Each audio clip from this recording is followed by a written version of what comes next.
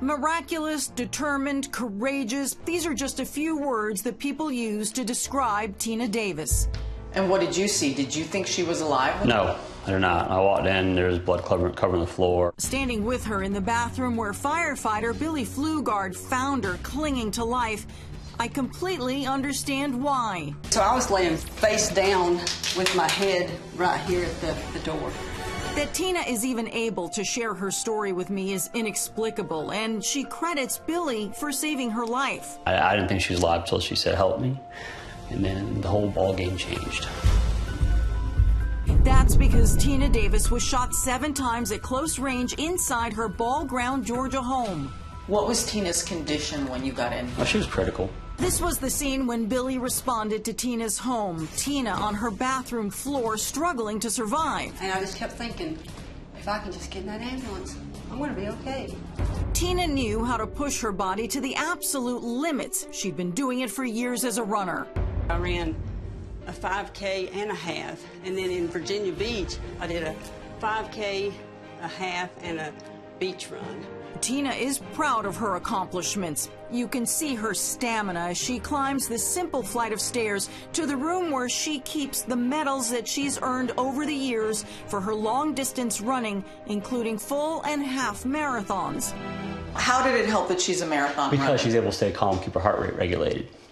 And she would need all that calm strength to keep her alive. Police cameras capturing the moment an ambulance arrives outside as she is pulled out of her home.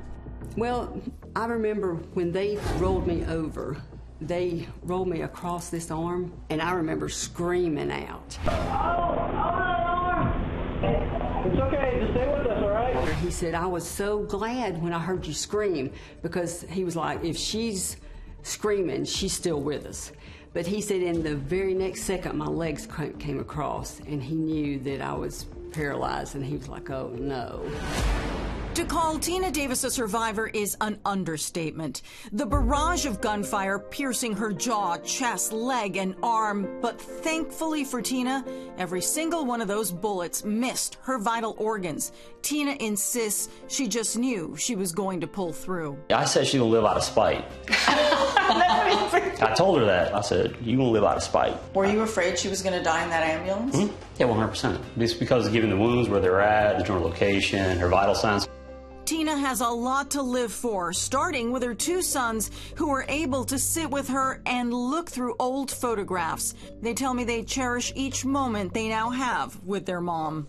Does it pain you to see your mother in a wheelchair? It does, because I know how much she loved running. But, you know, it also makes me grateful because she's still there, you know, when it could be so much different. Mark and Mason Mullins say their mom has always had strong faith, and that, coupled with what they call sheer willpower, helped her to walk again. And also crossing the finish line in an annual run in her honor. I've never seen anything like it, and she has not stopped. Nearly paralyzed, but also shocked because the man who was behind the trigger was someone she used to love, someone she knew for nearly her entire life, her estranged husband, Ronnie Goss. Familiar with her routine, he broke into her home determined to kill Tina because she had asked for a divorce. I had no idea what was coming. So he came around the corner into the bathroom and he said, I told you this couldn't happen. Talking about the divorce, he said, there ain't nobody else going to have you. I remember thinking, you have got to be kidding me. But then he started shooting. In the early hours of the morning, Tina Davis is shot 7 times. She lay bleeding on her bathroom floor, struggling to survive. The man behind the trigger, her estranged husband, Ronnie Goss. He made the 911 call, but Tina Davis believes the only reason he made the call was because he accidentally shot himself with a bullet that ricocheted off the bathroom tile. 911, what's your emergency? I have just shot my wife and also shot myself. Okay, is she breathing? I think barely, but we need to get somebody up here. When first responders arrived, they find a critically injured Tina was somehow able to respond to their questions. And he was like, who did this to you? And I'm like, my husband. And he's like, where is he? And I'm like, I don't know. And he's like, is he still in the house? Well, I'm like, I don't know. Captured on this grainy dash cam video, police find Ronnie badly injured on the front lawn when they arrive at the scene. Keep your hands up. Where's the firearm? Keep your hands out like you see them. At that moment, what did you think had happened? I thought he had killed my mom. I feel uplifted walking with you down your driveway, knowing you are alive and you have survived this. Tina asked True Crime News to tell her story because she didn't want the shooting to define her. She says she even decided to keep living in the house where Ronnie Goss tried to take her life. I built this house, and I love this house. And he was not going to take that from me. He had taken too much. Ronnie Goss was supposed to be the love of Tina's life, a high school crush who reunited with Tina later in life after both had recently divorced. Ronnie and Tina got married and planned to live in this house for the rest of their lives. But shortly after they tied the knot, Tina noticed that Ronnie had a wandering eye. How long were you happy for? Probably a year into the marriage, he was seeing somebody else. First of many? Oh, yeah.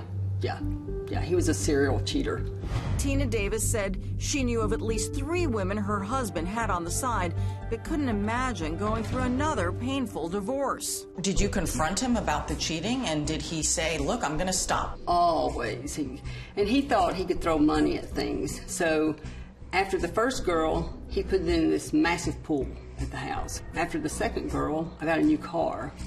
The third girl, I came home one day and there was like $4,500 worth of diamonds hanging on my door. Diamonds on your door? Just hanging on the door.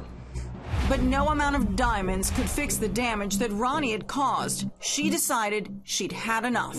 You're done. And then, even though you've blocked him, he's still trying to get to you. Yes, he came here and I don't know how many letters he wrote and left at my door.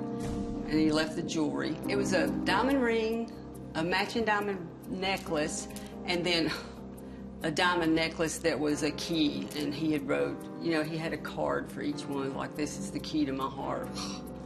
Like, yeah. But And you're like, yeah, no thank you. Exactly.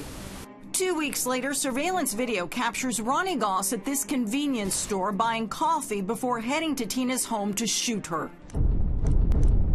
It's Mom in the bathroom where it happened. Tina's son Mason says that he admires his mother's strength so much that he created this charcoal drawing of her. Made sure to show some, you know, her surgery scar on her shoulder, some of the areas on her arm that were scarred from the bullet going through. Then asked her to touch the scar on her jaw. Naming the artwork Evil didn't win. Ronnie Goss is now behind bars serving 65 years for attempted murder, and Tina points to one thing that may have saved her life that fateful day. Is it just karma or just a little bit of justice that Ronnie shot his eye out trying to kill you? Oh, instant karma. Instant karma. If he had not shot his eye out, would he have not missed my head? I mean, so it's just all a miracle.